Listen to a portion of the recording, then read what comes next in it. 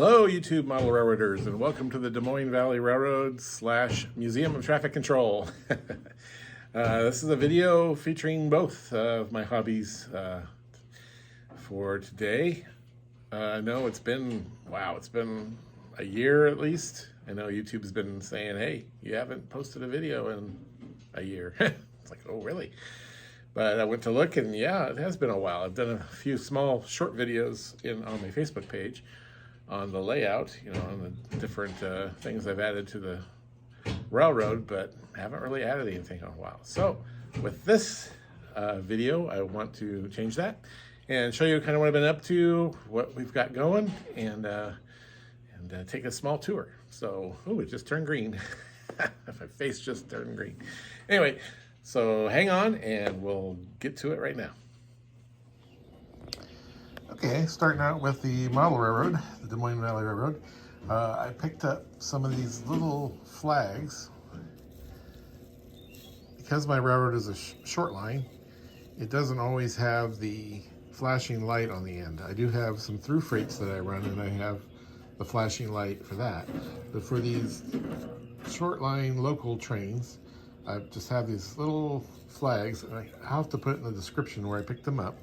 But it's just a little piece of plastic, red plastic, attached to this like S-hook shaped pin. And so what I do with those, see if I can do that while I'm holding the camera, is they fit really nicely, and you can pick them up, into the coupler. Let's see if we can get that.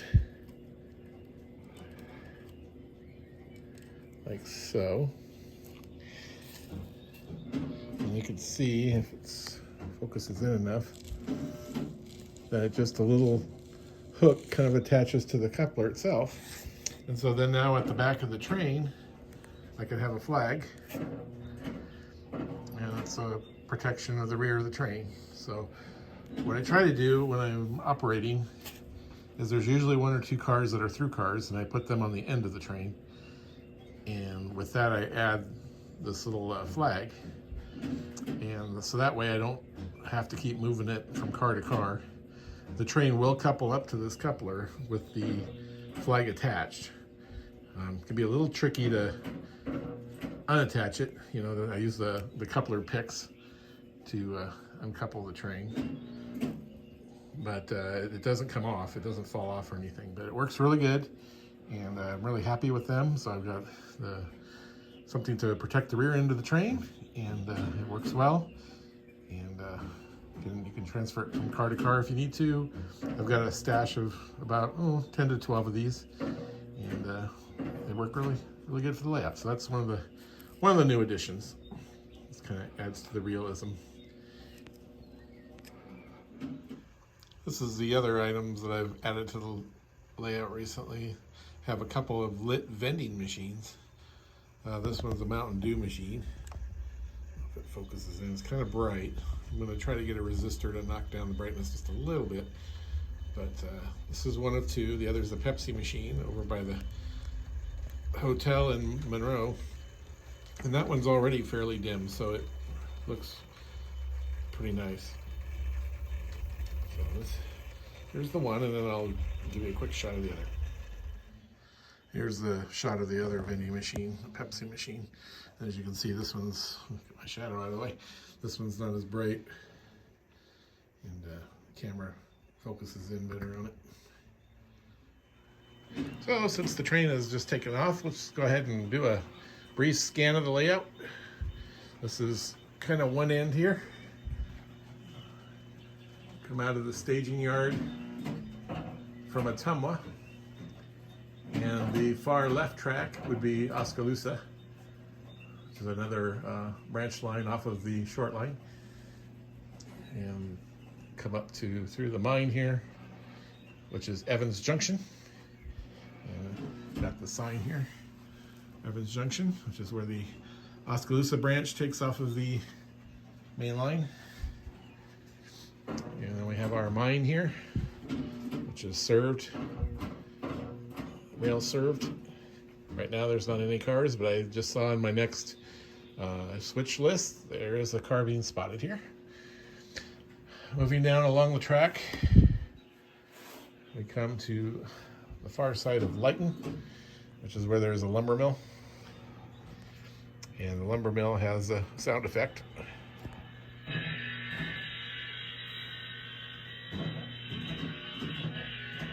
You can hear that.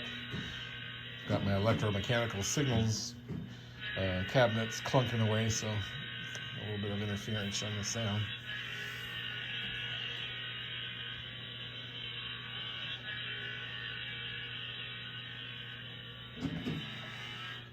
Then moving past the lumberyard, kind of come through. This is the sign that says Lighton. Cross over the crossing here to the town. The town is further down the track. There isn't an official station here in Lighton, just the sign being the milepost location.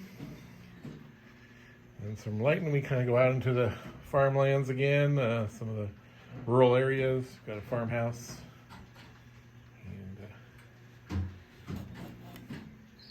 farmyard.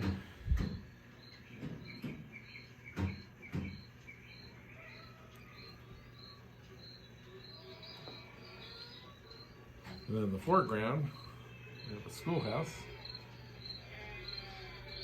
Kids playing. Kids playing in the foreground, sheep buying in the background. So then from there, cross over Machackanock Creek, which is a more recent development. I put on the layout. I have a few things on the short videos on the Facebook page for that, how I did that. And more cornfields, hay bales. And then come into the locomotive servicing and car servicing area of Pella. So we've got the local switcher that resides here. It's in the building.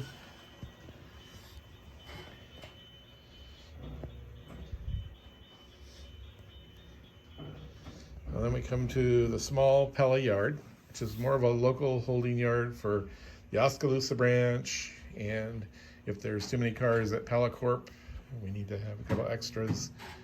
You can use this yard for the overflow.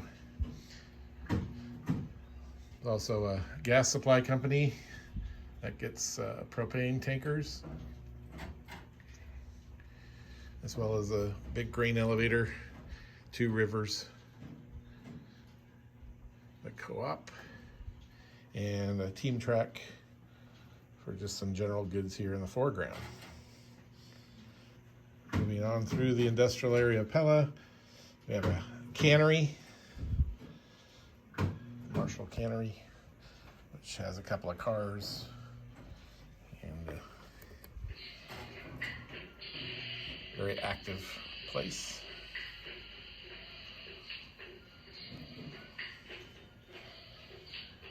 Continuing further down,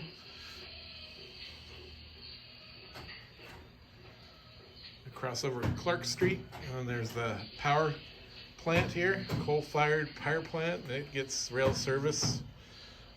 Right now, I think there's a couple hoppers in there to check, maybe just one. Yep, just one hopper right now on that side. Usually there's 2 or 3. Then we come to the Pella Depot. This is a Walther's Cornerstone kit, but it is an actual representation of the Pella Depot. It was modeled after the one here in the town that I live. So it was kind of fun to actually have a station that I didn't have to modify. It's pretty close to the original. Yeah, it's a good place where the train's going to come in here too. Going through town. This is kind of one of the main drags through town. Main Street.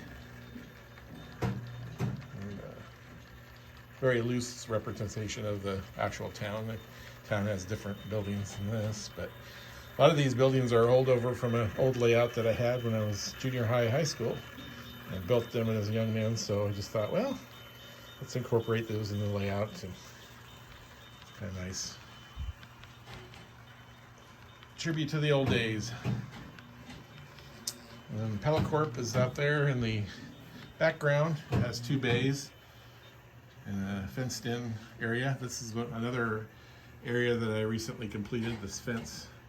And it has a large gate in front that I can open with my finger so that cars can go in and out, and then I can just reclose the gate with the finger. The index finger, not any other finger. So then crossing over Main Street, the line goes around. We have a memorial park here.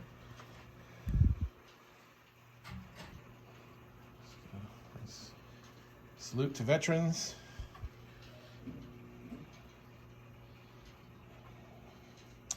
And a windmill. Pella actually does have a windmill in town. It's one of the largest ones here in the United States. And it was brought over from Holland, and piece by piece, working condition. All the insides are made of wood, all the gears and things like that. So that's kind of my spot that I pay homage to that. And then the main town here with the main street. I have a little traffic circle area here, even though the town doesn't have one of those. I just thought it was kind of fun to put in and give it a little European flair. A lot of these buildings, and I mentioned this in another video, I put together back in 1979 when my dad was on sabbatical in Holland. He's a history professor. And so we spent 7 months as I was a sophomore in high school, and got homeschooled, and also got, in the free time, build some kits, because I was really in the model railroading hard then too. So, built I think about 5 buildings. Might be on this. I built the windmill, the 3 buildings back here, and then I think this one here in the foreground, yep. And this one also. So like five buildings. We have a church. I added some sound to. Again, with the European flair, the chimes, a little cemetery out back. Older vintage Dairy Queen. Every small town in the Midwest seemed like it had a Dairy Queen or something similar, a little ice cream shop. Oh, continuing around. Oh, this was another 2 buildings that I did build, so I guess it was 7. Windmill here, and this one actually has a motor in it, so it spins. A lot of the houses in Holland have these thatched roofs with these it's like, hay or some sort of a organic material on the top. And there was a little bit of damage to the one side here, only because in shipment back from Holland, somehow that piece went missing. Well, then continuing around the back side of those other 3 buildings, back side of Pelicorp, and then we have a drive-in movie theater here. I don't have it on right now, but I have some movies I can show on here, and also what I usually like to run for people is the old commercials, the old let's all go to the lobby kind of things, and or the refreshment stand, I guess in this case. So I have it on a loop. It's just basically a tablet that's in here, so one of the Walters kits. All right, so from here we leave Pella, and also on this side of the layout, just because it's so busy on the other side, this is where I can switch Pelicorp, even though we're kind of outside away from Pella. This is a closer side to do that. Here's the gate that I was saying I can just open and let the cars in, and then you just kind of close it.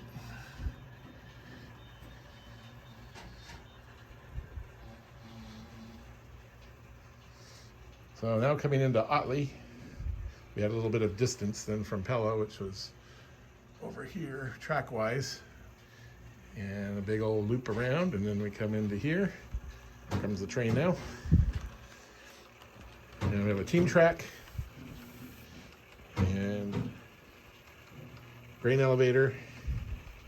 And even though it's not prototypical anymore, it was many years ago. Once in a great while, I have a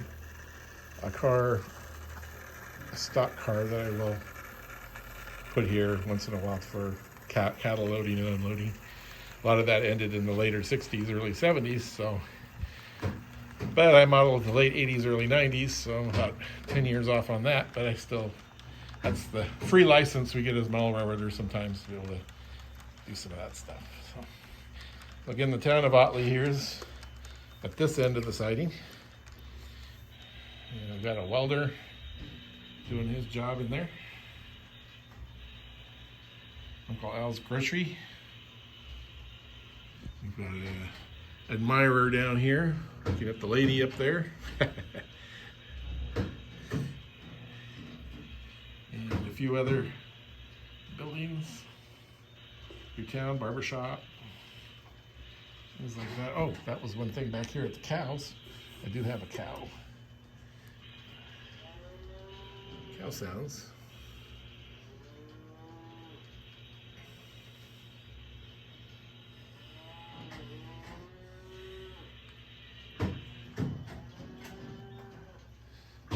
And then moving out of town here, heading down the track. Through another rural area. A couple of billboards. With a crossing, we got an antique bar in here, which is closed at the moment, but once in a while I'll open it up. I want to get a few more figures for this, and then maybe some items I can put outside of it to make it come alive. We have a country store here.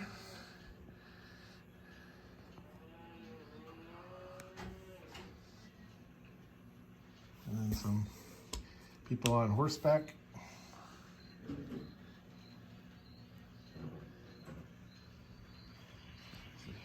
When the train goes by, they're hanging out, checking it all out.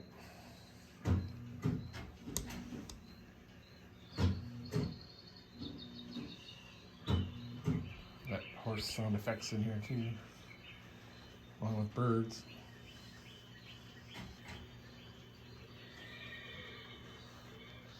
And then a few more houses along the road here. A couple of these have flickering TVs in them. You can't see them as much in the daytime, but at night the windows flicker in blue. This one you can probably see pretty good. Watching their big screen TV. Whatever, I guess it wasn't big screen back in the late 80s, early 90s. So. And then from there, we go to the fire station, and well, lo and behold, they have a fire truck either about to take off on a run, or they're checking their lights, make sure they're good to go for the next time. I have a little bit more work to do in this area, and I got the fire truck from a company, East Coast Circuits. They, the firehouse was a little bit closer to the street, so I backed it up. But I have a little bit of work to do on the driveway and get it to match up to the doors again. And then we got a little bit of trouble going on behind the roadside inn. A little police activity. Oh, looks like they got somebody busted, or a couple of people, looks like.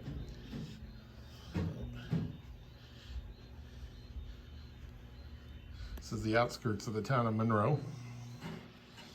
There's a motel. The good old-fashioned type with the little chair outside the door, and you can't see it on the other side, but little air conditioning window units on the other side, and then a pool. Looks like a party going on back there. Nice overview.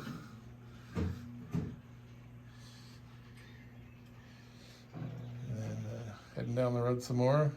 Got a Kentucky Fried Chicken. And an old-fashioned gas station. Oh yes, got some radio traffic chatter for that. Oh, and the firehouse also has some sound.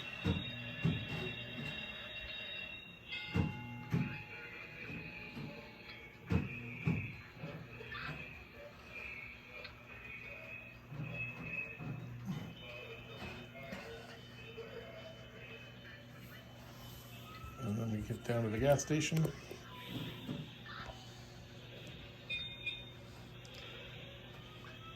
Yeah, looks perplexed. I don't know what's going on with his car.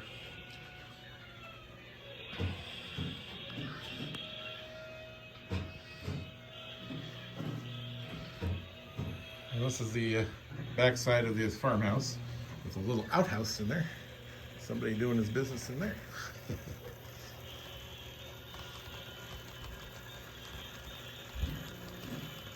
And then this is the other depot on the layout, Monroe.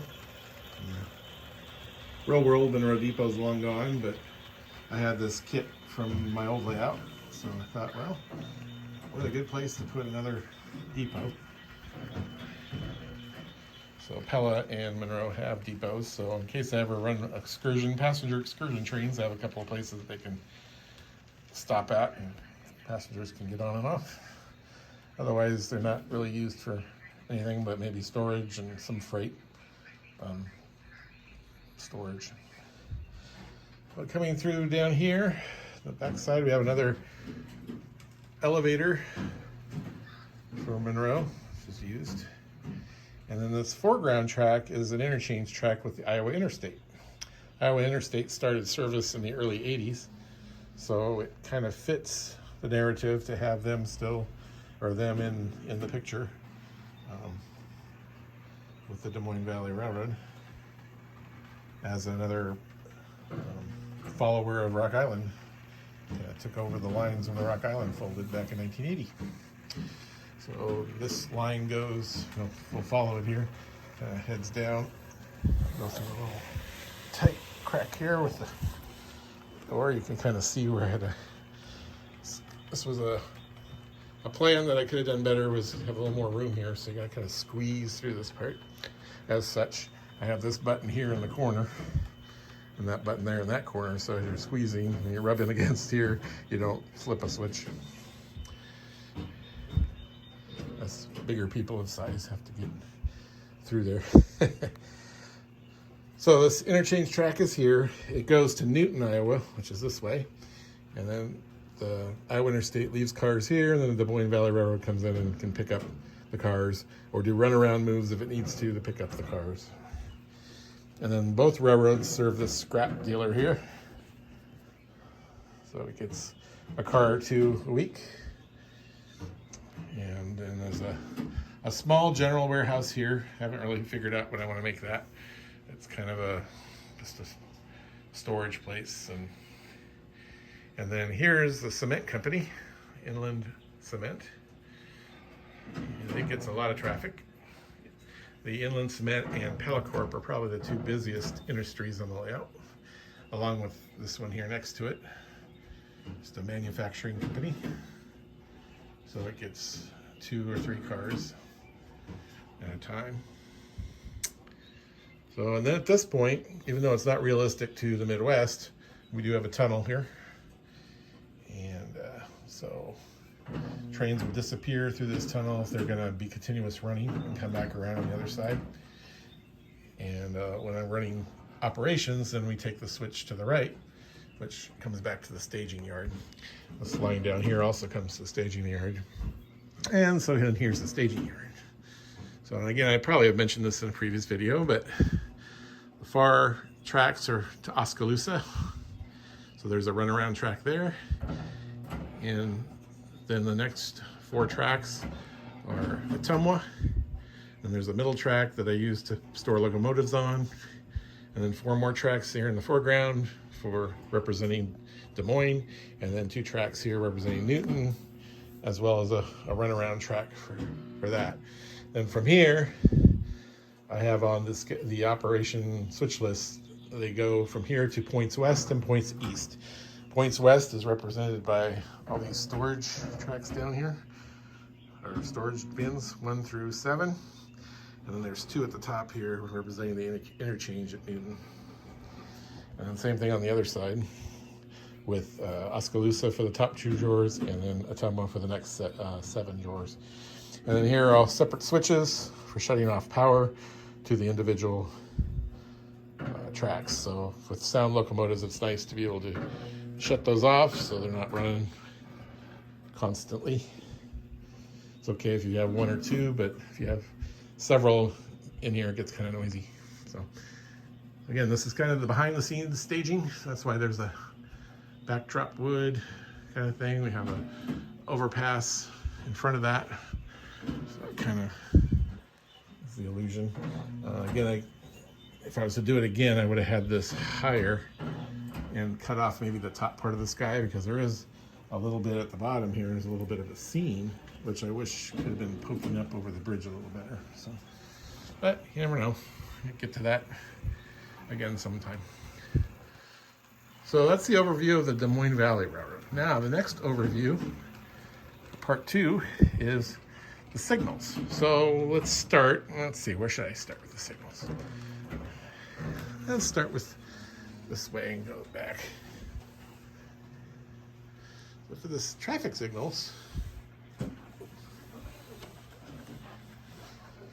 let's start with my very first electromechanical controller, which is this Econolite. This was a fun project. It mostly worked, but I added to it. It had 1 dial. Now it has 3 dials. So with that, I can run either manually or by time clock, is what these are. And as these energize or de-energize, they will run another clock, or run another cycle timer. Right now I have the, go ahead and turn this thing off. This is in flash mode right now. Now with it not in flash mode, it should start kerchunking like they normally do. Once it gets to that point where it's reached the cycle sync spot.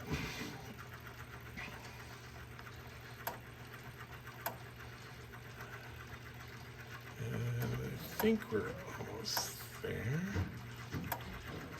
Oh, in the meantime, flash transfer relays are here. And then these are the dial transfer relays. Change the dial. I've talked about this controller too in a previous video, so you can look that up. This was my very first controller, electromechanical controller, that is. There it goes.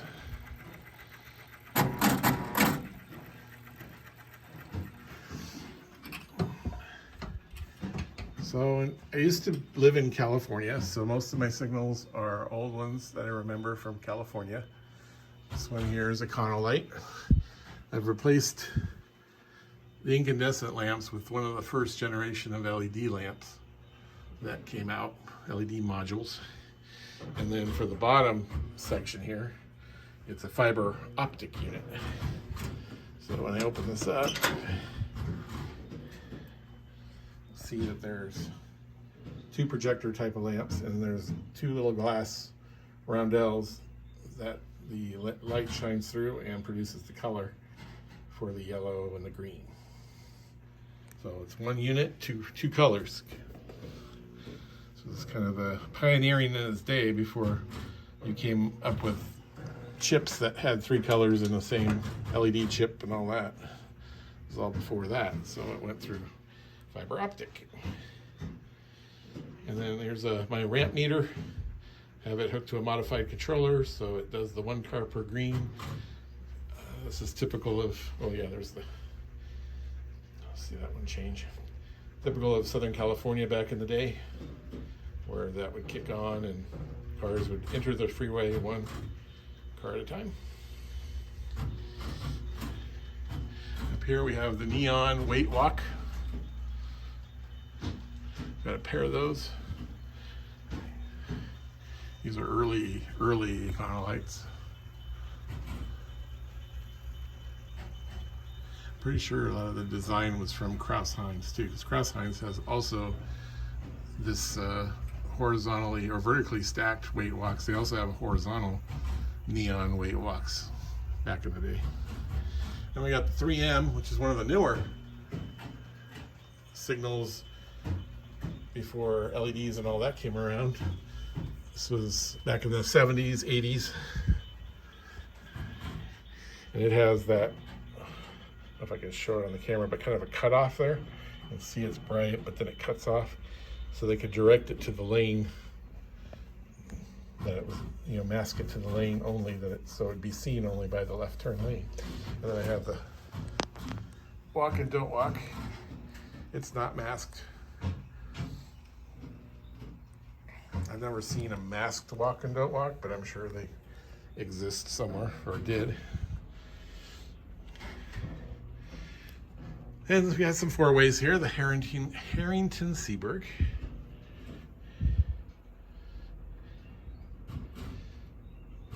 And then later merged into Eagle's signal. And here's the Eagle four-way.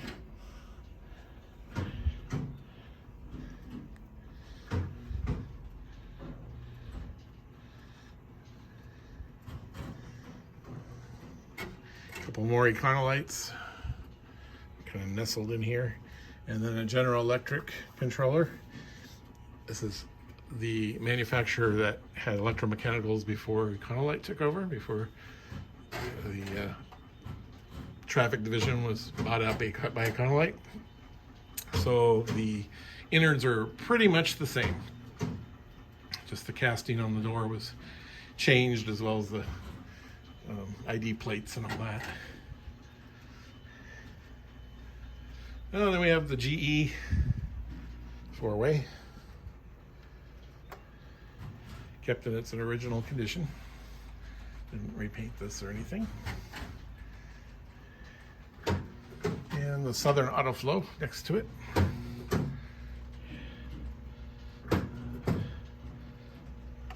Definitely appreciate the slight differences between the manufacturers and what some did and some didn't. You know, latches on one would be, you know, like these kind of latches versus the gnarled knob latches versus the wing nut latches, which was on this one, versus the porthole doors, which the whole lens would twist off, lens visor unit.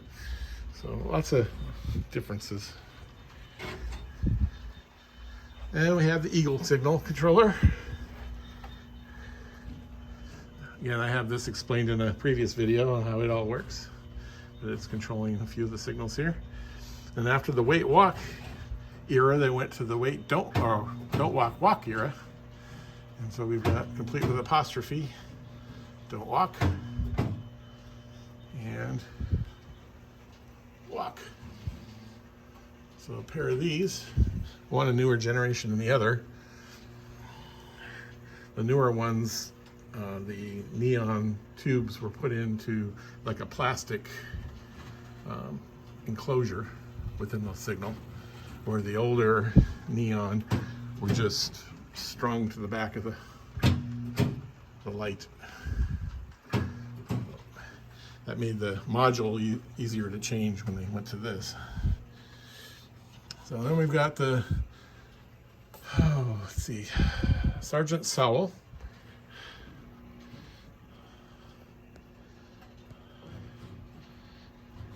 Next to the Marble Light. So it says Marble Light on it.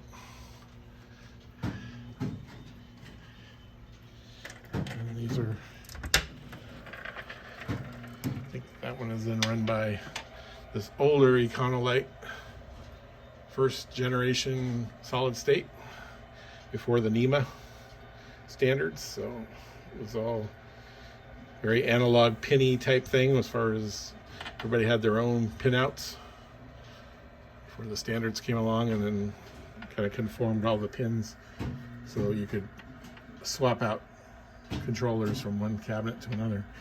This is pretty much only could be used for the Econolight. And it fully works.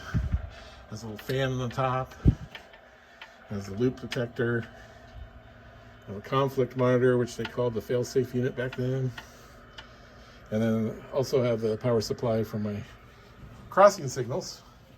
In California, I had this one up full size with the bell on top. There's 2 lights there, and there's 2 lights further down that way. And somewhere, I think on my website, I've got a picture of it up. But Iowa, typical of the weather and all that, I didn't want to put it up. So the pieces are here in the museum. And we've got a beacon up here with the back plate and an old curve sign. This is Post Auto Club, that still has the cat eye reflectors, plastic, with a regulatory sign with the 40 advisory sign, 40-mile-an-hour advisory sign. And here is one of the first Econo lights ever made when the company started. I think this company started back in the late 30s, early 40s. They weren't into traffic signals at the time, but they were into flashing stop signs. So this one is one made by them. I guess I could show it on the back here. Econolite, Los Angeles, California.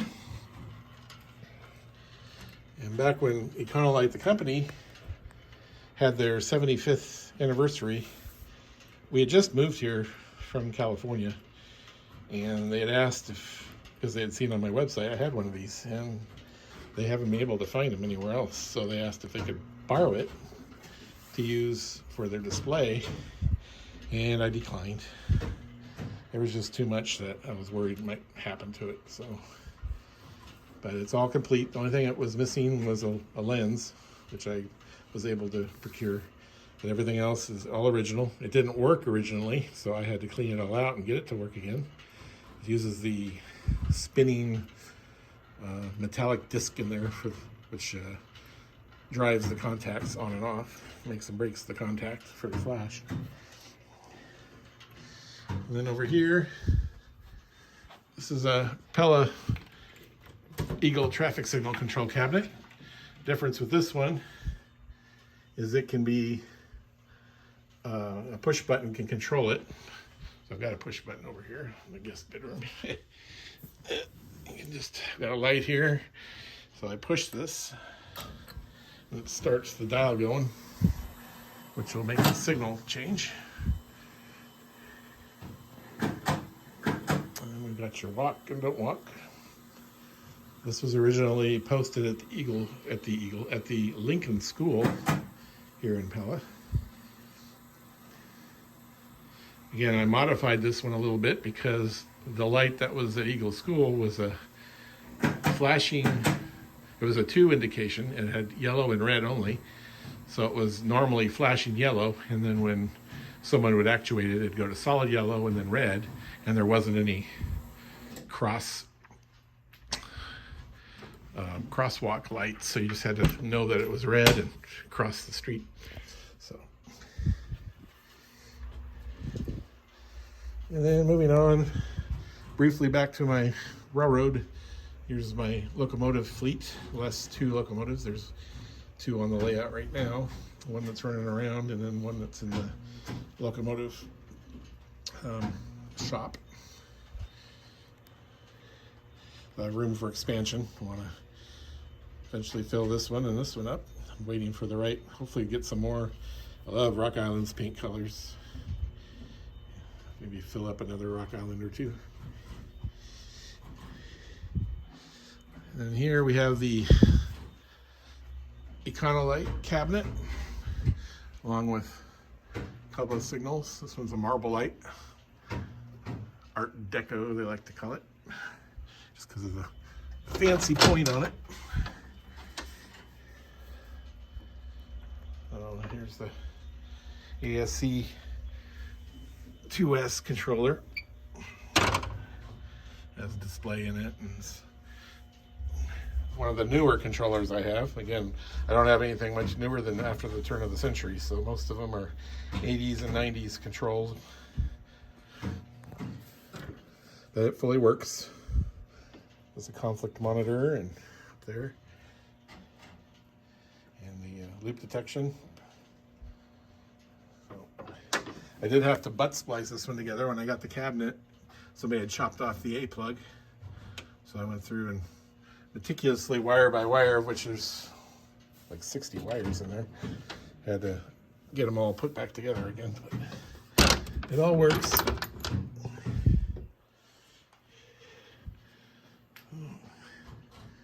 There's signal in there.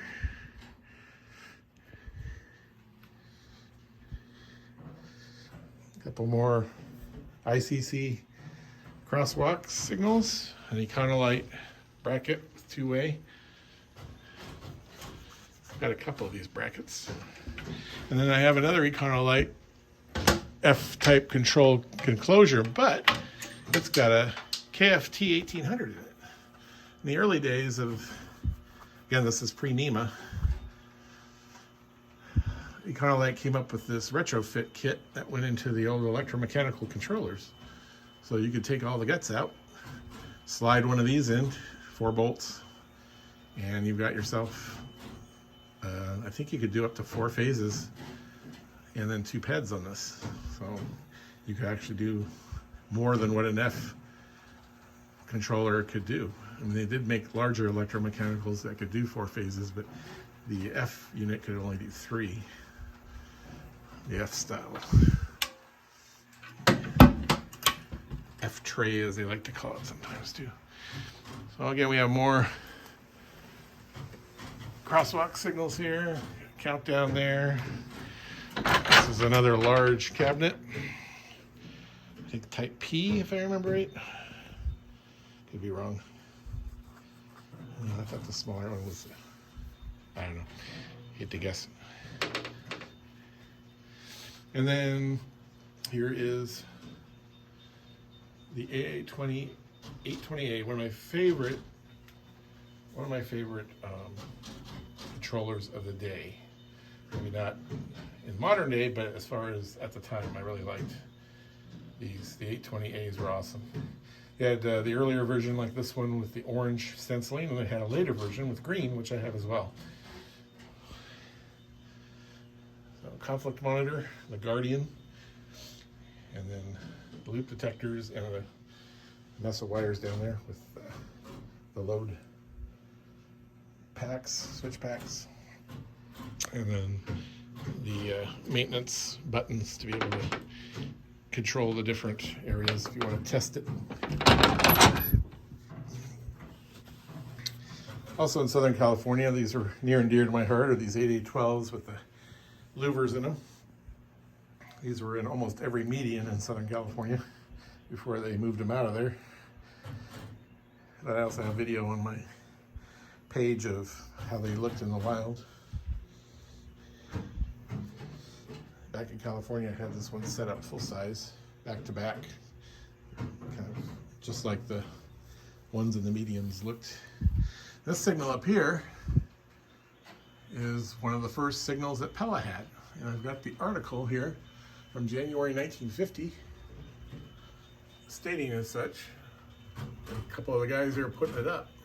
They used to be like a black color, a darker color, before they painted them yellow. And then when these came down, I was able to get one of the end units here with the little ball fittings at the end, decorative. So that's kind of a treasure too. Oh, another eagle signal. This one next to it is a GE with the, what we call spider web lenses. This was one of my first signals that I ever got. So it's like that electromechanical is one of my first controllers. This one started the whole collection hobby back in '82 from old Sacramento. In a dusty corner of an antique store.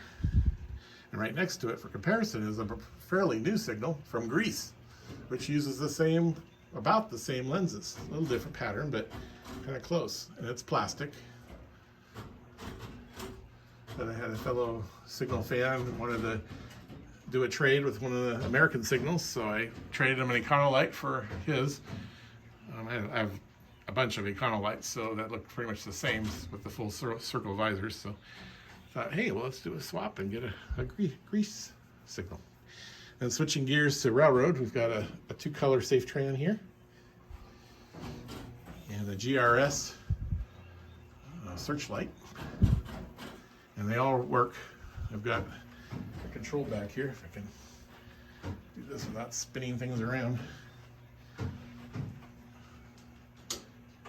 Green, yellow, you can even do flashing yellow,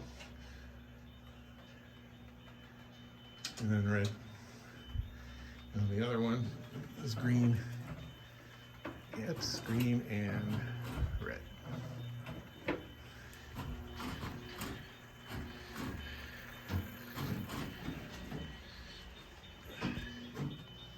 Old signs, along with, here's a cool one, shoe fly, 1 mile. You may know what a shoe fly is. It's a temporary runaround track around a bridge that's being put together. So when they're digging for an overpass for the bridge, that's the railroad's going to go over a highway or whatever, they put in an alternate track kind of around the site while they're constructing that. And Los Angeles has what they call a 336 cabinet. This is a 336 cabinet. So a little bit different theology on how it operates.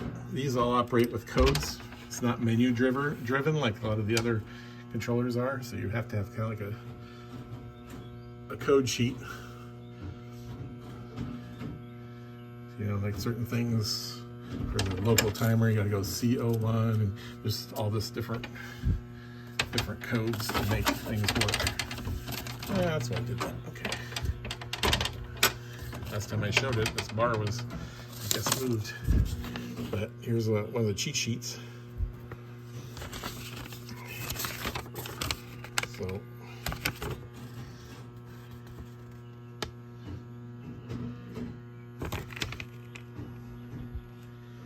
like for preemption, you got a keystroke F, E, and then the function, which are those letters there, to get to where you can change stuff. So that's from City of Los Angeles. Here we have an Arizona style 5-light.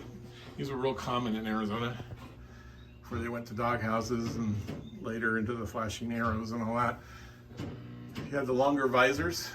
They did that because of the sun phantom on the back in the lamp with reflector days. You get the sun coming in and would bounce light back out, and people would get a false indication of red or heaven forbid a green when it was red, you know, kind of thing. So they have these longer visors to try to block the sun out more. And a lane signal, got the green arrow. X. Another 3M. This one isn't masked. Two 3M vehicle signals. And then this signal is from England. Plessy tin lantern. It's got a stop embossed lens. It also has an arrow at the bottom that changes. Early Kraus Heinz, very early, with the cool looking hardware on it. And next to that is a GE Streamline, lightweight stamped aluminum. This one is unusual. It has a back plate. I've never seen them with a back plate before. It's from the City of Las Vegas. Oh, we have a wigwag, stop when swinging, and a bunch of lanterns for my lantern collection, hand lanterns, and these switch style lanterns. These would be placed on the top of a switch stand. Again, kerosene lit. These lasted until late 50s, early 60s. And then a lot of them got either vandalized or stolen, so they took them off and they went to another type of stand before they took them off altogether. These are the older Eagle cabinets. I got two of them side by side here. Again, these have that spinning disc thing. I'll go ahead and see if I can pop this one down. Maybe. One-handed is always a challenge. There we go.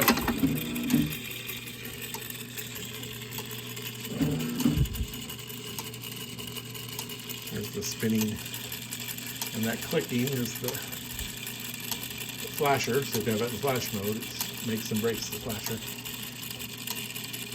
It's got a 60-second timer gear on it. And there's the operation of it. I was going to do a video in more detail of this. Just never got around to it. This just kind of pushes back into the cabinet like that. So when the typical of the electromechanicals, when it reaches this point, it energizes that plunger. And I've got a duplicate signal here in the door. This was once used as a bridge signal. It was a one-way bridge. So they could go, they had this controller up on either one side of the bridge or in the middle of the bridge. I don't know where. It was up in Oregon. And so I changed the timing, but it used to have a real long red. So you get the traffic to clear before the other side. But the thing is, if somebody broke down on the bridge, the light would turn green for the other side. There was no sensor or any other way of knowing. It was all just timed out. So it was perfect world stuff. But they did have a conflict monitor, so they protected it that much that if they got two greens, it would kick it into flash. So that still works, but I guess hopefully it was a short enough bridge that you could see if somebody broke down. So that one's the same. Another old controller here, an Electromatic. It uses tubes for the timing, actual vacuum tubes. More Eagle stuff. This one had louvers on it. Semaphore signal. And a Darley 12 bulb. This one is the 12 lamps with the true green lenses versus the bluish green lenses. And then we have the Chinese arrow, we like to call it. The cross signs with a stop. Embossed stop. TCI. Actually, no, this might be. Which one this was? There's a cross Hines Type D and DT. There's one of each. This one has the bolt-on visors, which is a later type. The early ones, which I have some of, are cast into the head.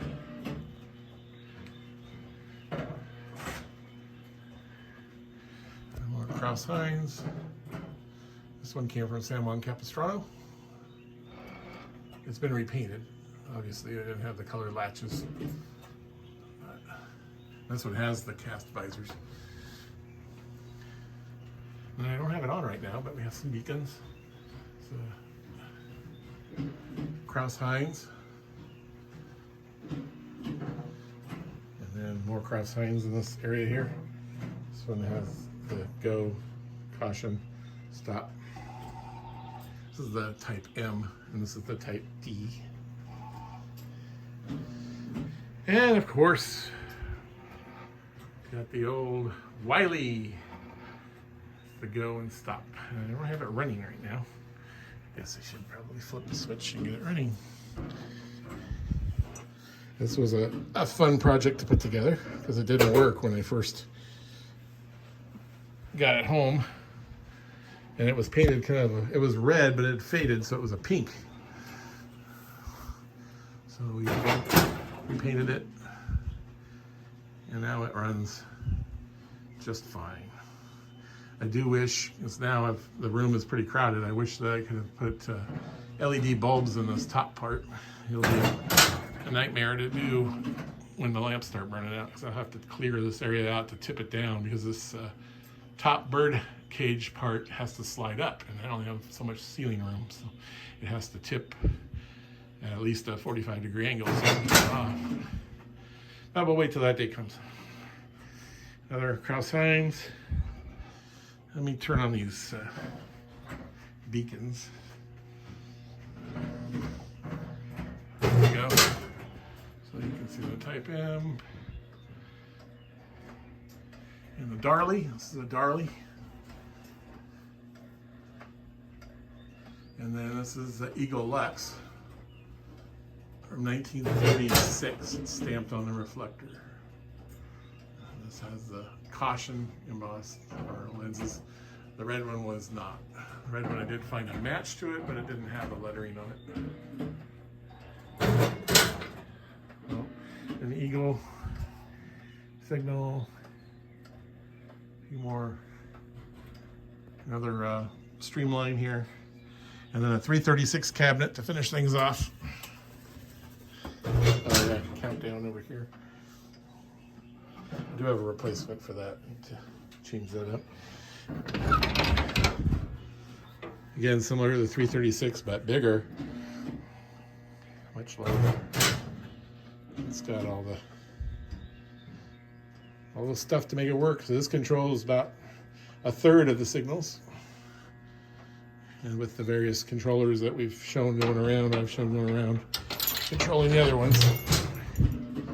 So that's a brief tour. Of course, there's always more details I've left out and can think of now that I didn't think of when we passed it. So we'll just have to do more detailed video on it later. So anyway, I hope you enjoyed this. And feel free to comment, ask any questions, and I'd be happy to answer them. In the meantime, happy railroading and happy signal collecting. All right. Bye-bye.